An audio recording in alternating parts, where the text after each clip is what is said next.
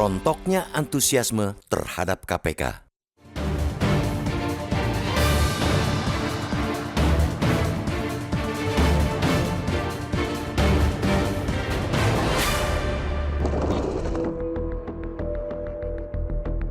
Di satu masa, Komisi Pemberantasan Korupsi atau KPK pernah dianggap sebagai lembaga paling kredibel dan paling dipercaya masyarakat.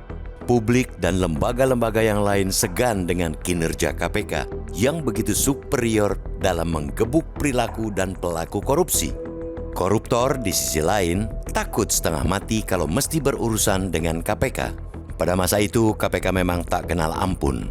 Siapapun yang coba-coba korupsi dihantam, disikat, bila perlu diringkus. Keberanian KPK menangkap sekaligus mengirim banyak orang penting dan penyelenggara negara yang terbukti melakukan rasuah ke rumah Prodeo membuat mereka panen simpati serta dukungan publik yang besar. Namun, cerita heroik tentang KPK itu sudah berlalu. Setelah berkali-kali gagasan untuk mempreteli kewenangan lembaga anti korupsi itu muncul dan akhirnya dieksekusi, termasuk lewat revisi Undang-Undang KPK serta masifnya intervensi kekuasaan saat seleksi pimpinan KPK yang lalu, kini mereka tak lagi punya kegarangan dan keberanian yang sama. Marwah mereka ambruk, kepercayaan publik anjlok ke titik terendah. Akibatnya, antusiasme masyarakat terhadap ikhtiar pemberantasan korupsi pun ikut rontok. Publik kian apatis karena mereka menyaksikan sendiri pimpinan lembaga yang diharapkan menjadi ujung tombak pemberantasan korupsi justru berperilaku melenceng dan koruptif. Rontoknya antusiasme masyarakat terhadap KPK juga terhadap upaya bangsa ini memberangus rasuah kian tercermin hari-hari ini. Masa pendaftaran calon pimpinan KPK yang digelar Panitia Seleksi atau Pansel Capim KPK memperlihatkan fakta turun drastisnya jumlah pendaftar jika dibandingkan dengan pendaftaran pada periode-periode sebelumnya.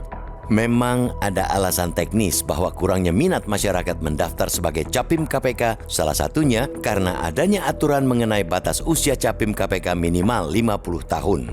Aturan tersebut terdapat di dalam Undang-Undang KPK hasil revisi. Syarat umur ini dianggap mempersulit sejumlah figur muda yang sesungguhnya peduli terhadap persoalan korupsi di tanah air. Akibatnya, mereka enggan mendaftar. Namun, forum ini berpandangan bahwa turunnya minat pendaftar Capim KPK lebih disebabkan oleh luruhnya antusiasme dan kepercayaan masyarakat terhadap lembaga pemberantasan korupsi, terutama dalam 5 tahun terakhir. Lunturnya independensi KPK serta perilaku melenceng sejumlah pimpinan KPK periode ini memang sudah melampaui batas wajar. Tanpa sifat independen yang hilang akibat revisi Undang-Undang KPK pada 2019, KPK terlihat sangat gampang dikooptasi, diperintah untuk mengikuti arus politik. Hilangnya independensi membuat KPK, utamanya di level pimpinan, seolah bisa diatur kekuasaan. Persoalan-persoalan itulah yang membuat sejumlah tokoh senior di kalangan aktivis anti korupsi tidak memasang atensi tinggi menjadi bagian dari pimpinan KPK. Pekerjaan rumah untuk pimpinan KPK periode mendatang memang sangat berat dan kompleks. Pembenahan internal maupun eksternal menjadi beban berat yang mesti mereka lakukan segera.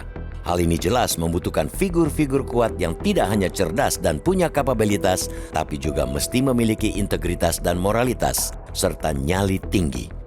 Dalam situasi ketika nama dan marwah KPK yang buruk saat ini, kita tentu tak bisa memaksakan minat atau antusiasme orang untuk turut menjadi bagian dari lembaga itu. Panitia Seleksi atau Pansel Capim KPK juga tak perlu mengeluhkan berkurangnya jumlah pendaftar seleksi Capim KPK. Itu merupakan hukum sebab akibat yang harus kita terima.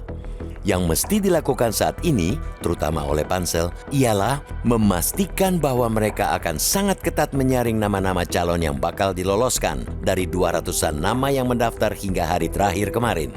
Pansel tak perlu bereksperimen. Pilih saja Capim KPK dari kalangan yang betul-betul berkeinginan memberantas praktek busuk korupsi.